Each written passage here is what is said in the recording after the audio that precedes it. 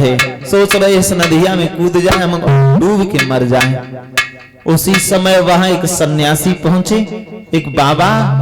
तो उन महात्मा ने आत्मदेव ब्राह्मण का हाथ पकड़ लिया, जवाब दिया, क्यों मरना चाहते हो तुम?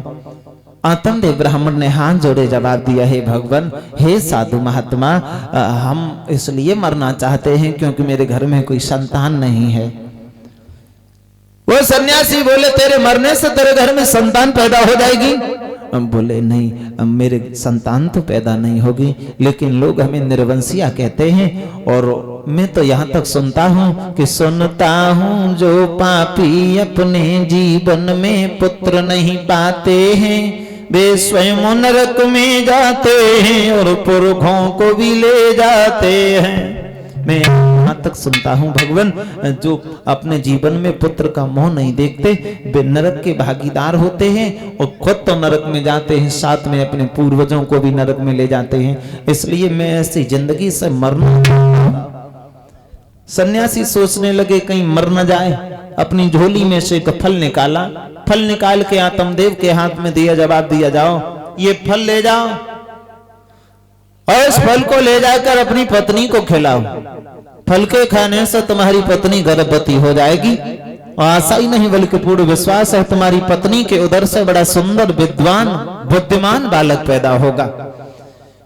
वो फल लेकर के आत्मदेव ब्राह्मण आए।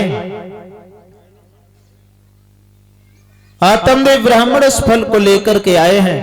अपनी पत्नी धुंधली को वो फल दिया, लेकिन धुंधली नहीं चाहती थी मेरे गर्भ से किसी भी बालक या बालिका का जन्म हो।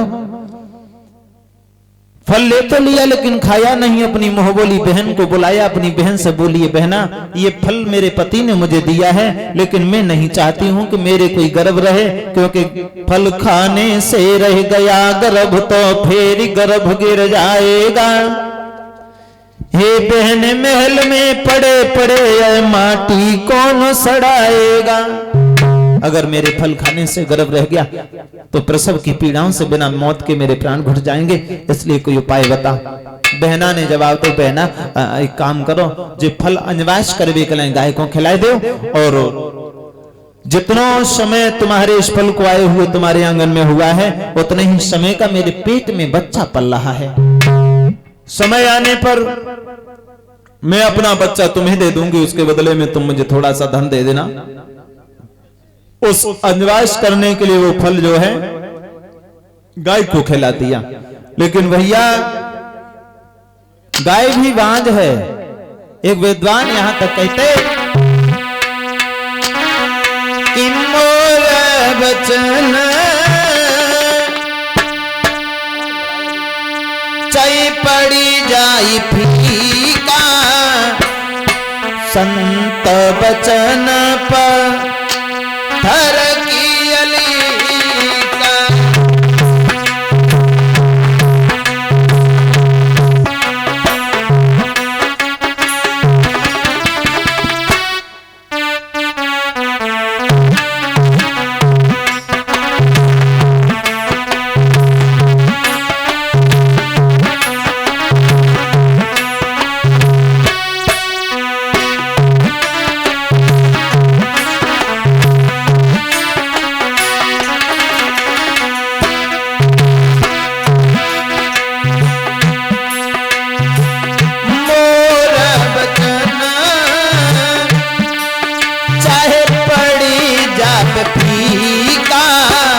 संत बचन पर की अलीका।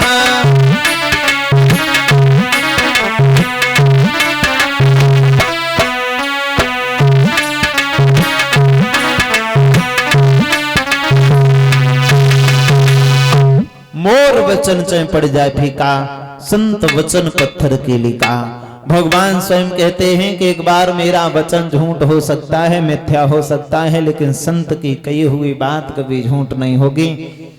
गाय बांझ थी, गाय के कोई पुत्र नहीं हो रहा था। जो फल गाय को खिला दिया तो गाय भी गर्भवती हो गई, क्योंकि संत का दिया हुआ वो फल था, व्यर्थ नहीं गया। धीरे धीरे समय यापन हुआ।